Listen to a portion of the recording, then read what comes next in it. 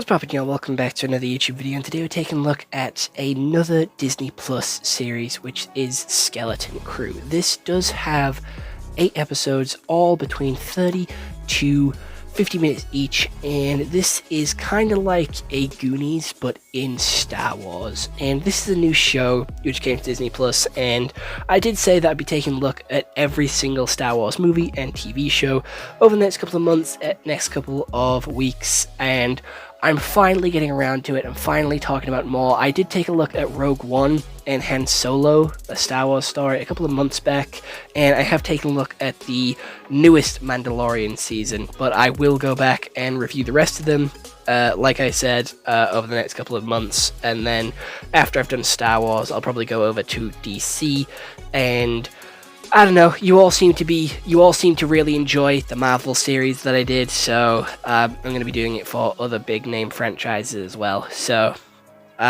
here we are with Skeleton Crew. Without any further delay, let's take a look at what Google has to say. So, it came out in 2024 and is a coming of age story. It is one season and has 7.2 out of 10 on IMDb, a 91% on Rotten Tomatoes, and a 6 out of 10 on Steam. You can watch on Disney Plus, and in the New Republic era, a group of kids lost in the Star Wars galaxy desperately tried to find their way home. So, how the story goes is it introduces you to this really perfect world, this eerily perfect world, where everything is set up quite nice. It seems very suburban, especially for Star Wars. We never get to really see a suburban area in Star Wars, with houses, a school system, with roads, cars, and full-fledged cities. It just doesn't really happen in Star Wars, so it felt eerily creepy and very sort of uncanny valley. And we see our main character be breaking the rules and getting lost in the woods and finding a secret bunker door. He then goes down with his friends to go uncover it. Turns out it's a big spaceship which crashed down on Earth and unfortunately had been buried and now is making its resurgence. It takes them through light speed, and a robot wakes up in the ship and accepts them as their new captain. Takes them to a pirate port where they get attacked, meet a Jedi, and they go continuing their journey. They escape these villains who want to hunt them down because they have galactic gold credits, so all the pirates want to capture them so that they can get these credits, and none of them believe they're from At-Aden because At-Aden isn't real, it's a fairy tale. They then go to see an owl who is all-knowing, and the owl tells them how to get home, so they start getting home, but they start to uncover that the Jedi isn't all too nice. He was a pirate. He was previously a pirate. He tries to manipulate them and gaslight them and trick them again, and they end up going to a planet which is similar to their own, but is war-ridden. And instead of heading back to the ship, they take part in this stupid sort of suicide mission, and they lose all their credits to get their freedom. They then uncover the information, and the robot tries to kill them. The robot actually knows where home is, but doesn't actually take them there. They go to another sort of place where they can get gold. They follow the treasure to get Captain whoever's treasure. They go through a whole fucking cave system, almost die multiple times, get betrayed, go through a sewage system, split up and come back together, and the pirate dude abandons them. They manage to get their ship back and go back to At-Aden, and they're followed by the pirates. The pirates then kidnap their ship and infiltrate At-Aden. They also get back to At-Aden and try to warn their parents. Unfortunately, that shit doesn't work, and they have to do it themselves. They fight back against the pirates, call the X-Wings, and then they win.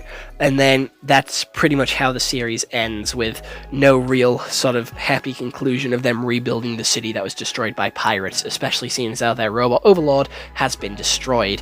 So, ends pretty ambiguously, with no real sort of explanation of what comes next. And I'm going to be honest, I quite liked this series. I thought it was quite cool, quite interesting, and something that Star Wars hasn't really done before, because it explores the galaxy in a new way, which we haven't seen or got to look at much in movies. It does have the pirates that we see in Mandalorian making another appearance here, And we see them doing all this really cool, interesting stuff with these new maps, this treasure, having these sort of crabs that can communicate, and just expands the world of Star Wars pretty big.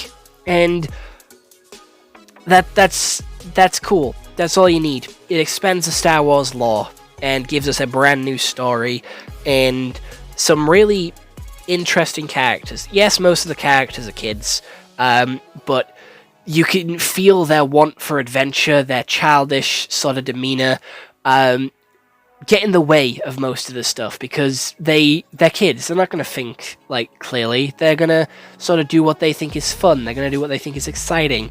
They're not going to think logically, and you see that, but the way they think is very unique and very special and very creative, which gets them sort of in and out of trouble all the time. Some of their ideas work, some of their ideas don't, and that's what's so special. It's like that childlike wonder, that childlike imagination that gets them into this mess, but also gets them out of it and gives them creative solutions to fight off the pirates in the end.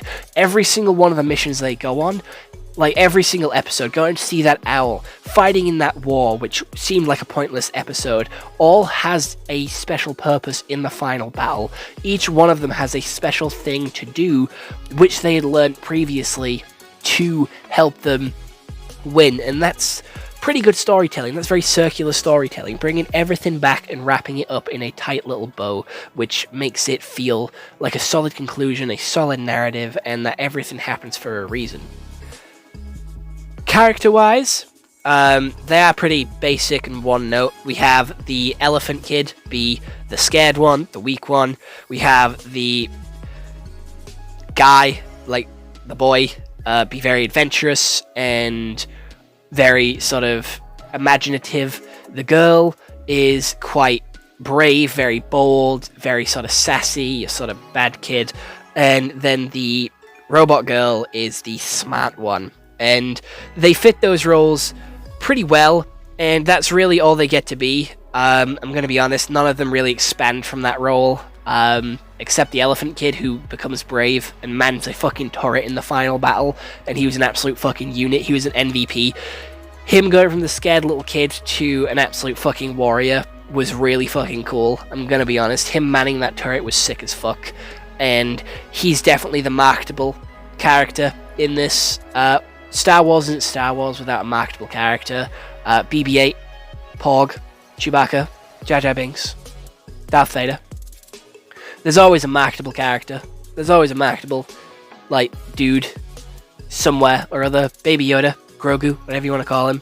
The Elephant Kid is the marketable character for this series, and he has been pushed quite hard for the marketable position because he's in every single trailer, he's in every single poster.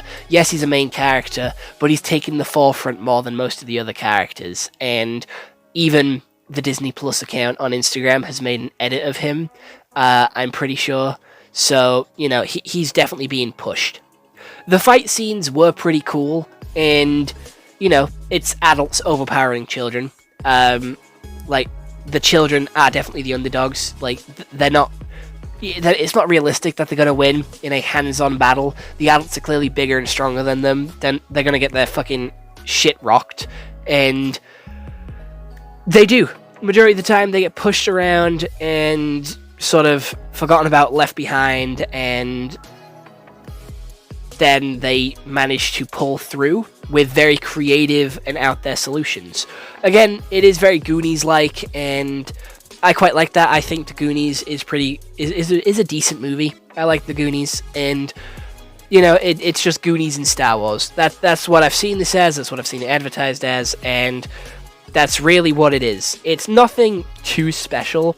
It's nothing too out there. It does have its fair share of dramatic moments, but then it's also quite sappy, especially with it being a coming-of-age story. And with it being a very family-friendly one targeted towards younger audiences, it is quite sort of, oh, we missed you, thanks for coming back for us, oh, you're such a good hero, oh, we love you, oh, thank you, friendship is magical, we can do it with the power of friendship, and type shit. And that does get boring and old quite quickly.